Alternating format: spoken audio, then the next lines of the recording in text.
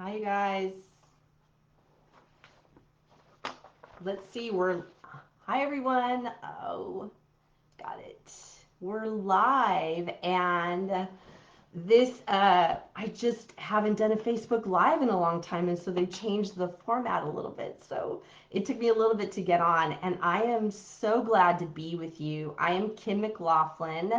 We are here at Food Freedom Live. We're going to do this over 3 days. So Tuesday, so the 8th, the 9th, and the 10th, we're going to come live at 12 o'clock Pacific to talk about some different things having to do with food and getting food freedom.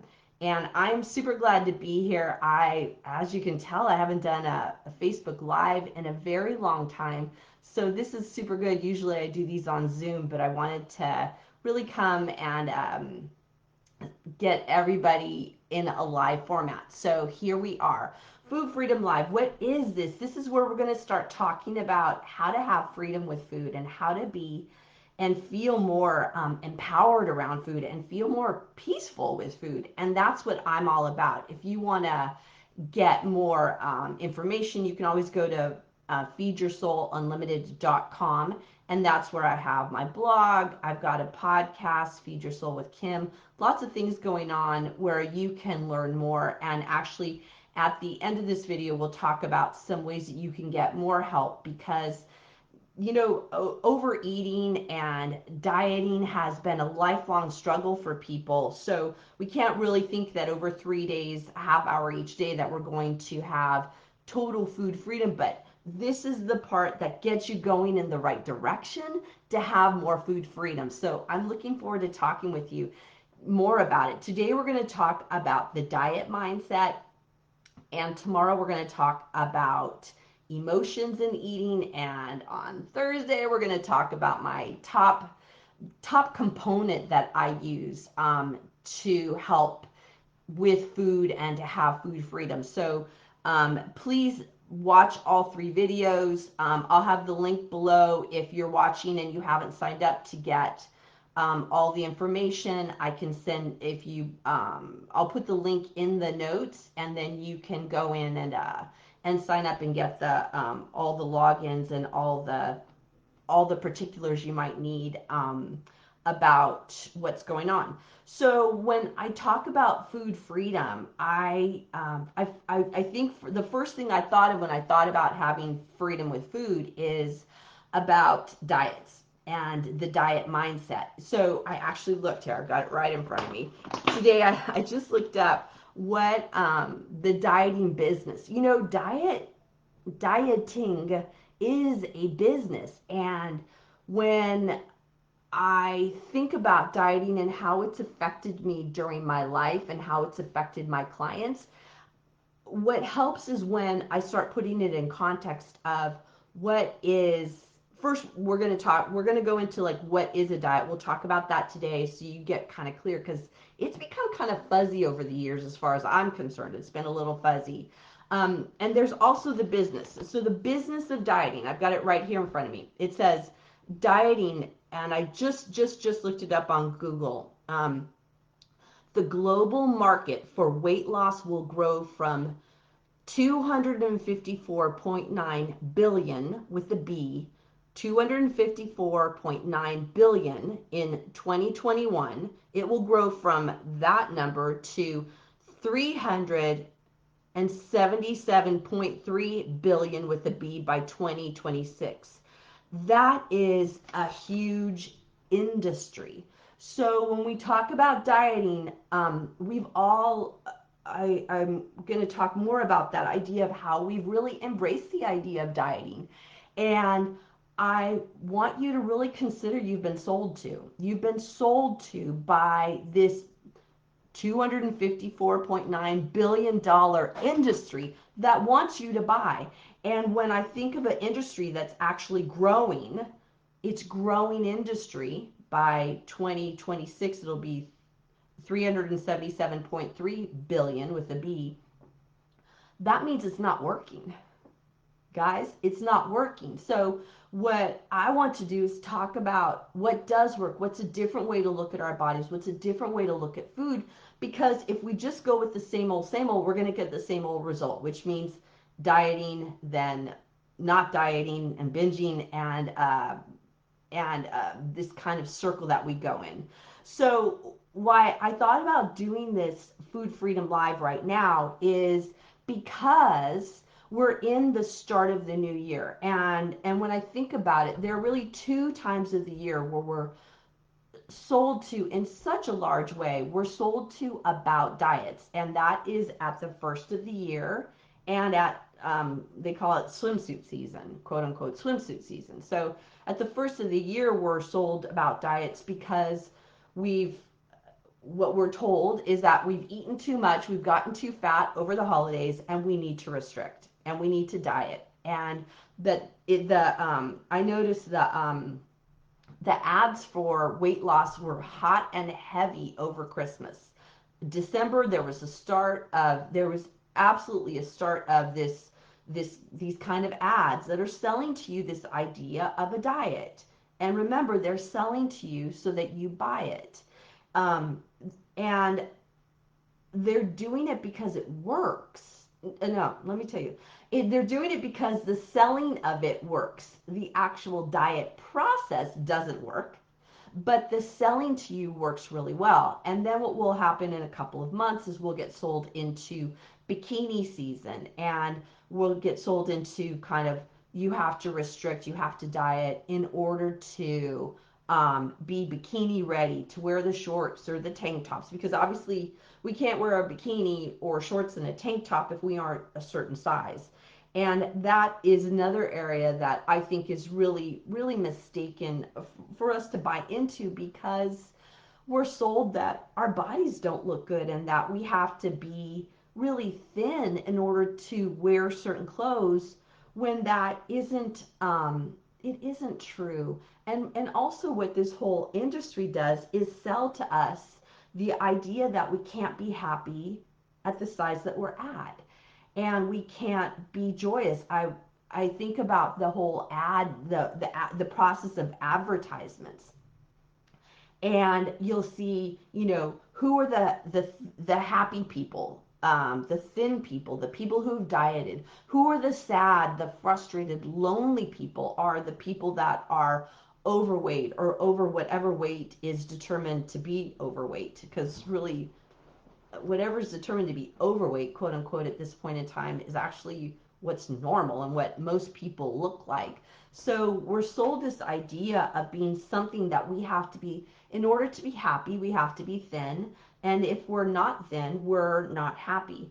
And I'm here to say that that's just not true, and that you deserve to be happy in the body that you have, and deserve to love the body that you have, because there's nothing wrong with it.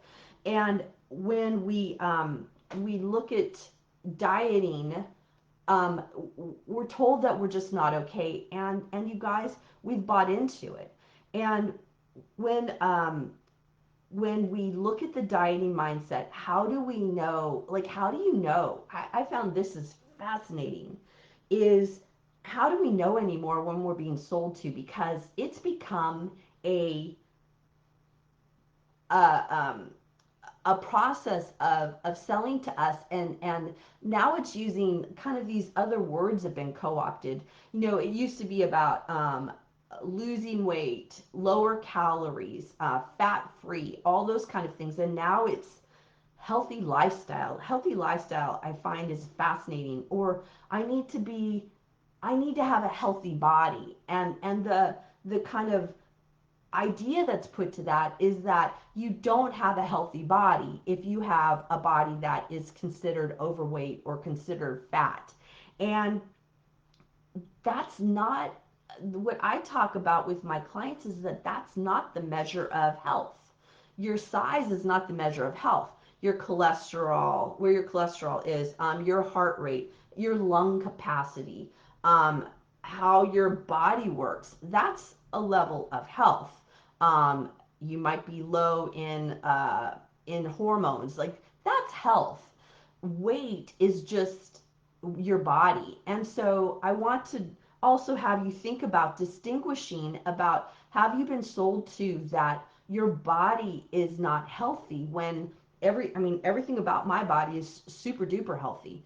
I have a size that is the size that I am, but I'm literally very, very healthy. You can't find much wrong with me. But if we start looking at my size or my weight, there might be, some industry that says that I lack health when I I know that that's just not true. So just think about how you're being sold to. What are the words that are being said, and what are the ideas that are being said that are leading you to think that you're not in health?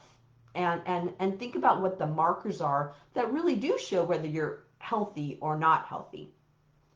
So let's talk about the diet mindset. How would you know, or what do you how would you know if you're in that diet mindset? Because I think once again we get sold to so much that we don't even know that, one, we're being sold to, and two, we're being told that we have uh, um, an unhealthy body, and that we're engaging in this diet mindset.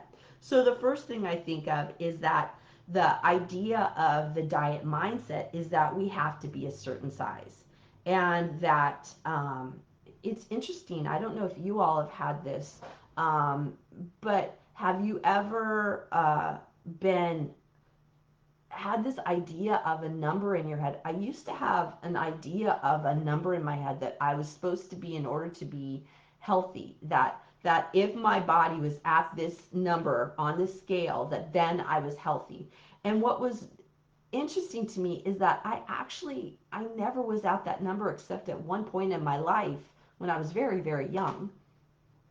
And I was never able to be at that size again. And I really had it in my head that in order to be healthy, in order to be attractive, in order to be desirable, I had to have that number on the scale.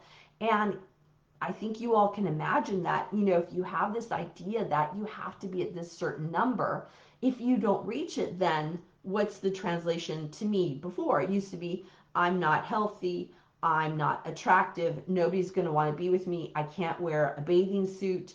All of those kind of things were in my head when that wasn't true. That was really part of a dieting mindset. So part of the dieting mindset is I have to be at a certain size. Um, and that's part of that diet culture. Another is that the dieting mindset is that our society kind of prescribes what our body's supposed to look like. And this I find interesting. Again, there was, 100 years ago, um, being heavy, or even more than 100, being heavy was desired because it showed you had plenty of food.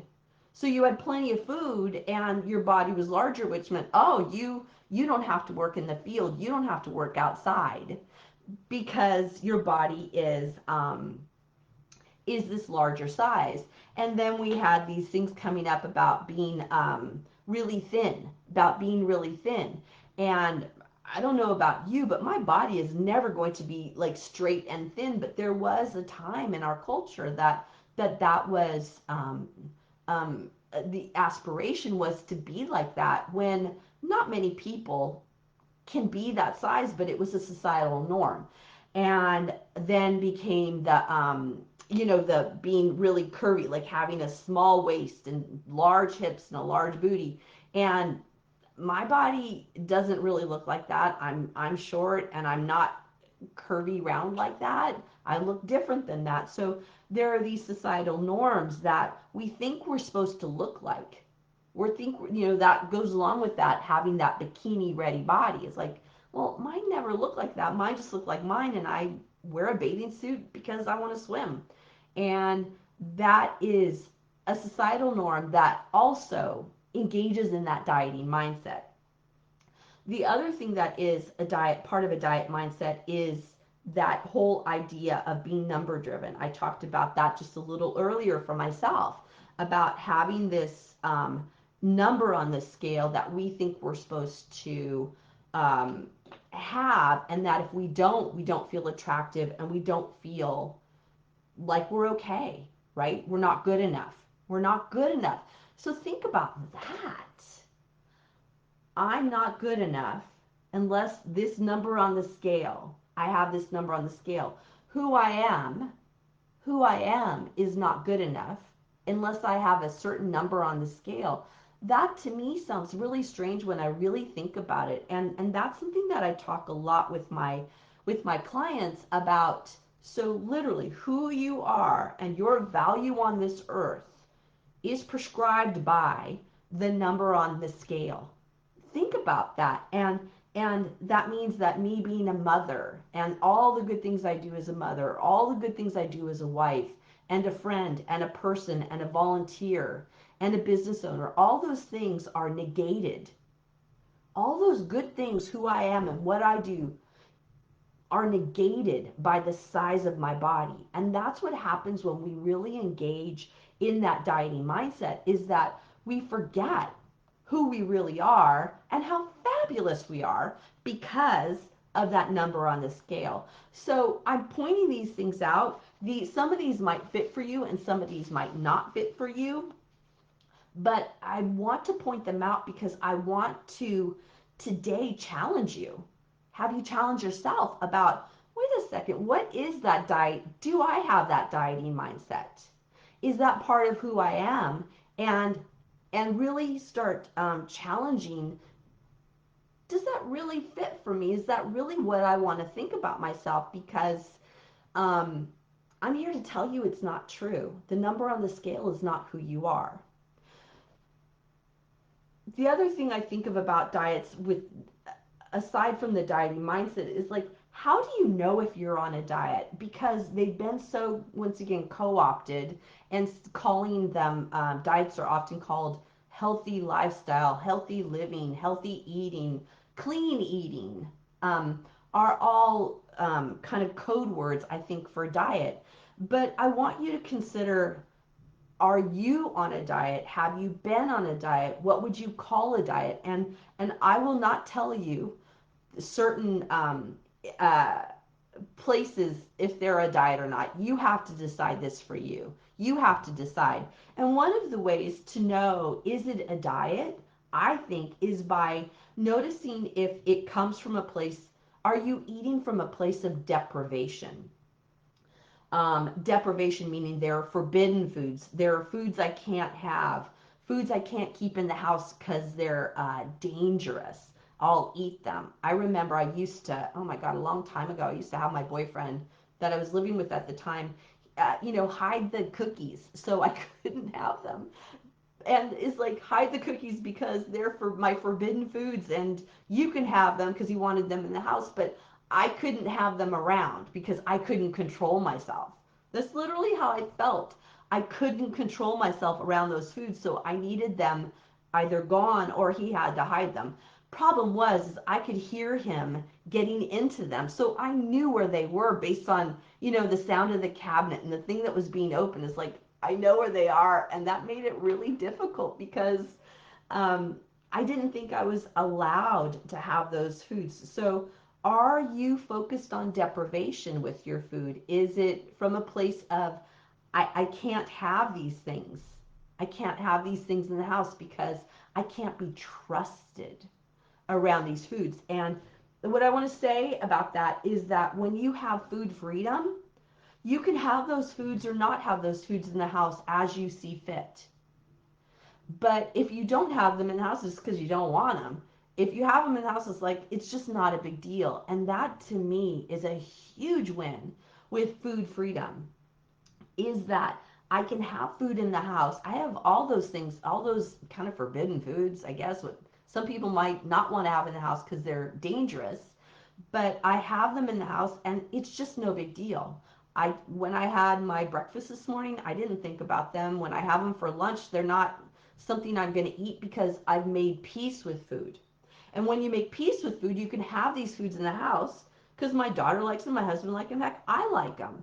But I don't feel challenged that I'm going to eat them all day long. And I remember that feeling. I remember that feeling of, I can't be trusted around food. I can't be trusted. And dieting for me back then was about deprivation and hiding those foods because I couldn't have them around. Another thing that I think of is will show whether it's a diet or not is whether you focus on what you're going to eat all day long.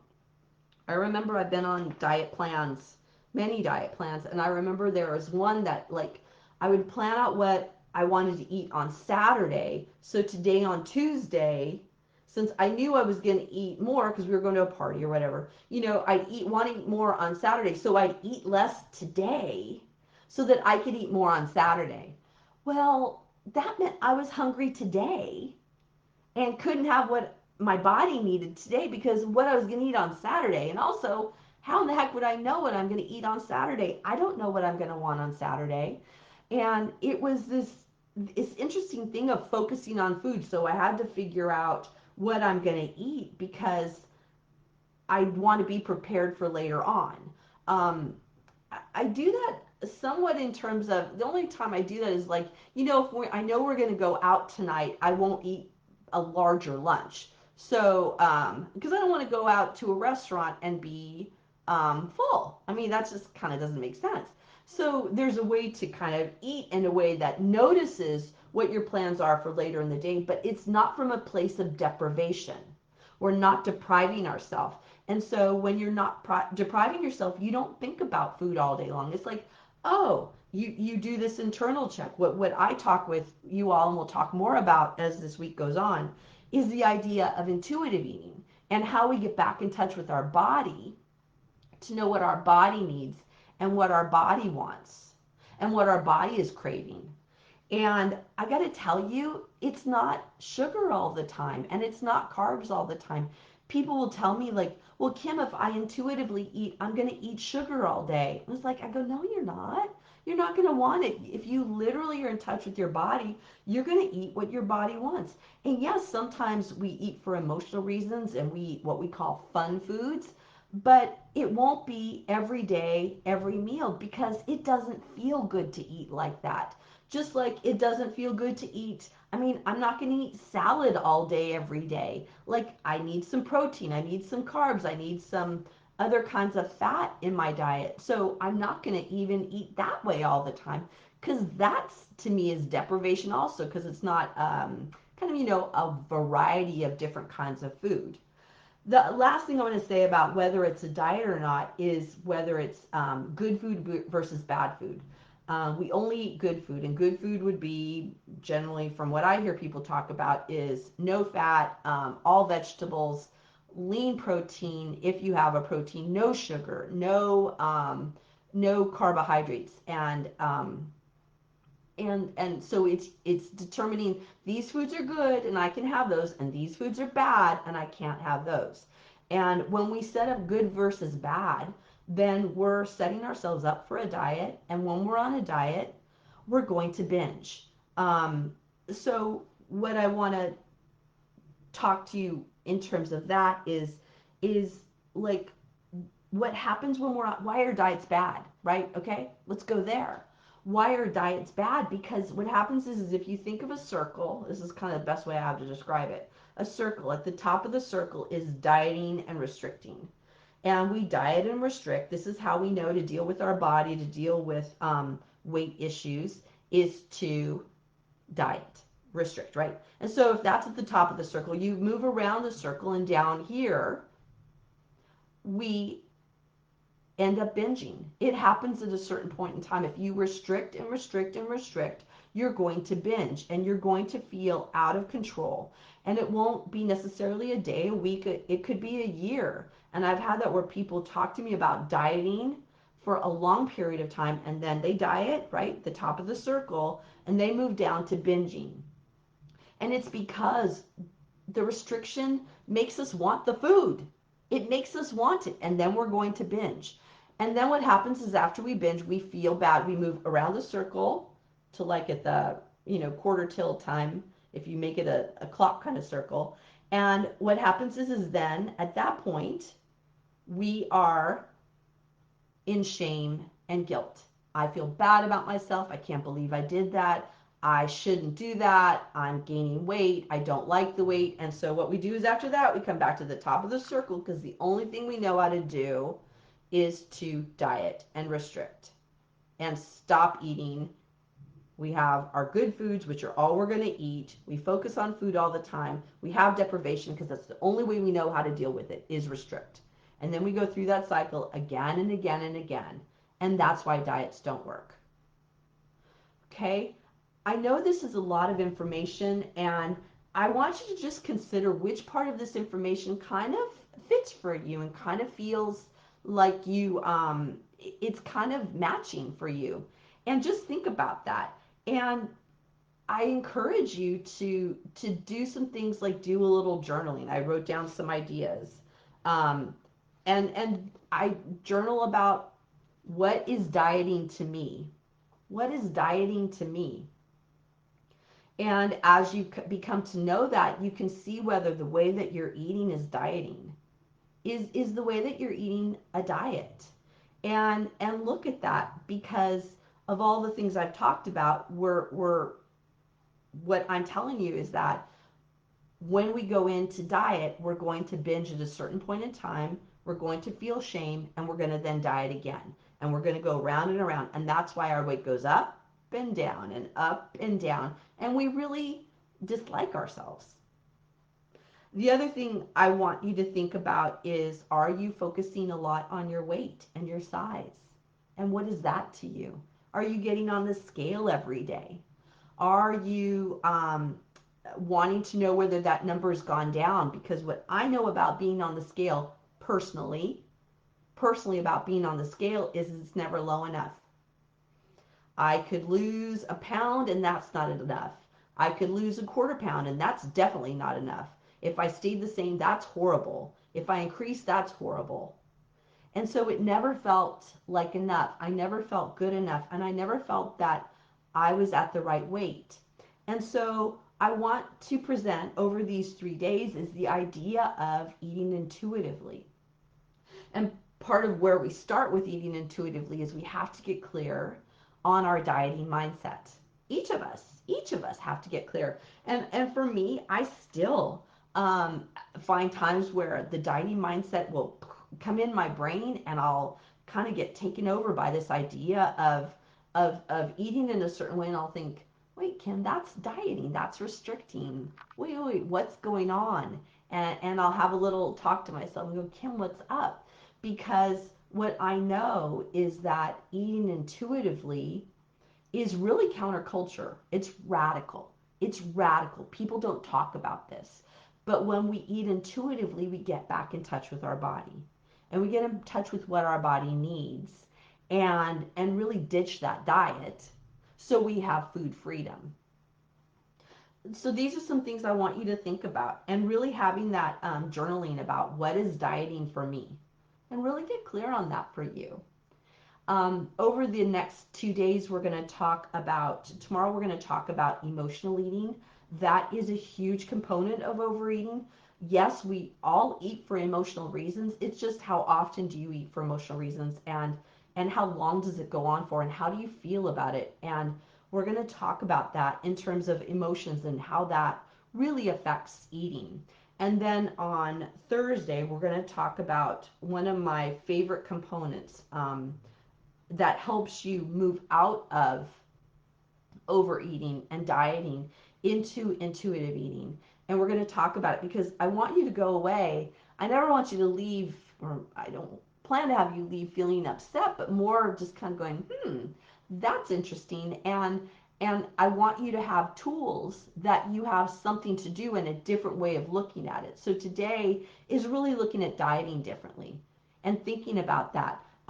We're going to talk tomorrow. I have some really having 3 days for a half hour each day is not going to be enough to totally take all this away. It's a great start on the right path, but you need more help. You need more ideas. You need more kind of ways of looking at food differently than just over a couple of days for a half hour. And so I'll be talking tomorrow about a program you might want to join, if not now, then later, but that you might want to join in terms of really looking at how to eat intuitively and how to have that freedom with food, because that's what I'm all about, is giving you freedom with food and helping you um, get on track with where you want to be. It's, to me, it's really a lifelong process, but it certainly feels better than that restriction and feeling horrible about myself, which I know intimately how that feels. And I also know how it feels to have peace with food and to have freedom with food. Okay, so I encourage you, tomorrow is come live. We'll be here at 12 o'clock. I was a little late today because Facebook was, like I said, it's different. And so I'll be on at 12 o'clock on Wednesday, 12 o'clock Pacific.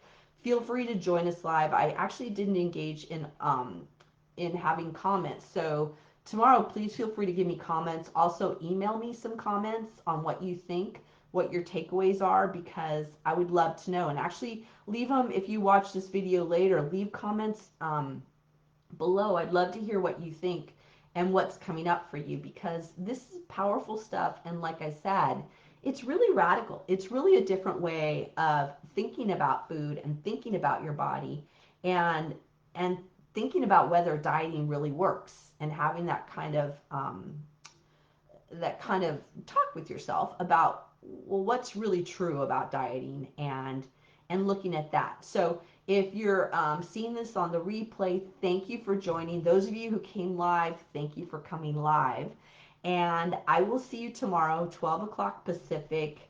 And please let me know your takeaways. I would love to hear what you think, and what this idea of the dieting mindset and ditching the diet, what you think about that. I would love to hear from you.